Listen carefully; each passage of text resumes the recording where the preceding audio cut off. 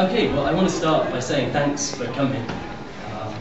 I know there's a ton of stuff I want to see at this time. Yeah.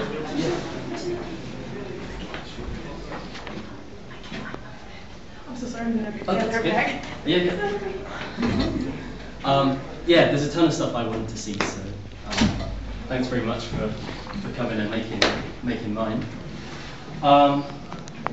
I want to start with a bit of a confession, I guess. I find presenting a little bit intimidating and really different from speaking in front of a class of students. And I think it's to do with the fact that usually if I present, there's people who are more qualified than me. There are people who are way more experienced than I am. And yeah, it's not quite the same as speaking to a bunch of 20-year-olds.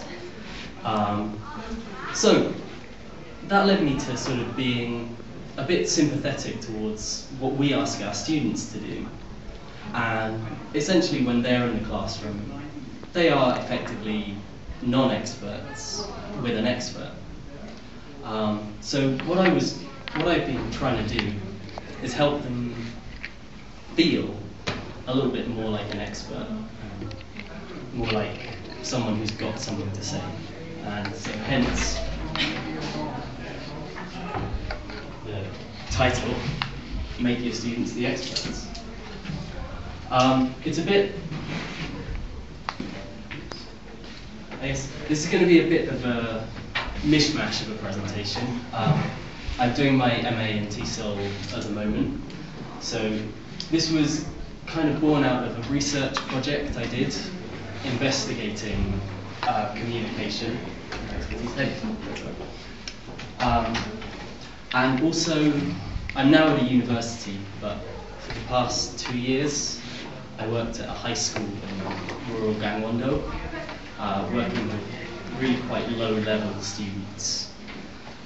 So again, this was an attempt to help them out and an attempt to do a bit of research. It's going to go like this. I'm going to get you to do something. Don't groan too much, but to demonstrate the sort of patterns of communication we sometimes ask our students to do in the classroom. Try and think about why our students don't speak more or don't want to speak more, particularly those of high school and middle school age. Very briefly talk you through my research project and show you some of the results and how you can do it, because it's quite a useful thing for professional development. I want to talk a bit about the notion of contingency. I don't know whether you've come across it, but I'll explain that briefly, and I've got some examples of how things work within classroom communication. I'm going to tell you how to do it in your class, and hopefully leave you with a lesson plan that you could do on Tuesday or whenever you go back to work. And to give you some fair warning, I'm quite interested in your ideas of where students might be experts. So you've got about 35 minutes to think about it. If anything occurs, areas where we might be able to use our students' knowledge, I'd be really grateful if you could share it at the end. And that is more or less it. As there's not many people, if you want to ask questions anytime, just put your hand up. I'll do my best to answer it. Okay, so I want to start by getting you to do something, for which I apologize. So if you could, and this will work reasonably well. Well, one group of 3, one group of 4 is fine. Okay, I would suggest you just split down there. And this could be the difficult bit. Choose an expert, a non-expert, and a scribe.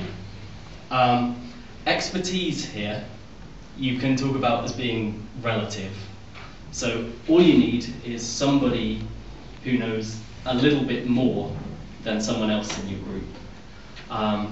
When I did this before, we had topics like scuba diving, or even as something as simple as your hometown.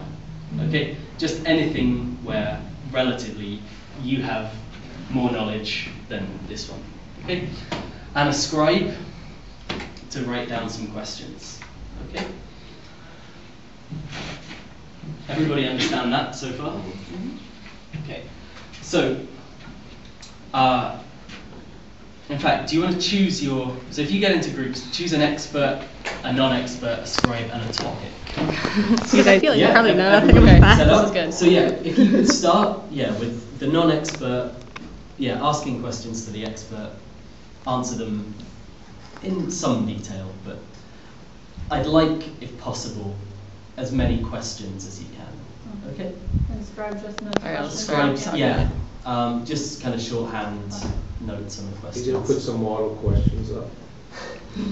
How do you, where do you, or what? Yeah, I mean, this isn't really a classroom activity that I would do. This is more just to allow you to experience kind of models of. But it could be adapted for the class. It certainly could. And yeah, were I doing it in class? Yeah, absolutely. I would probably model it with a student first.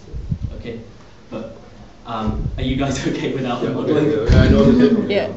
All right, so yeah, 90 seconds more or less. Have a go. All right, so what? If we could call that there. Interesting. Good luck. So,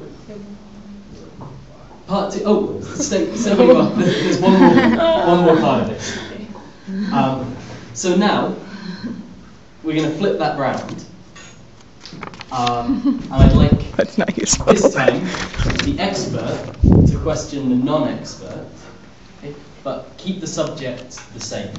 All right, same topic, but non-expert and expert switch roles of questioner, answer. Okay, another 90 or so seconds. Same topic. What do I do with expo?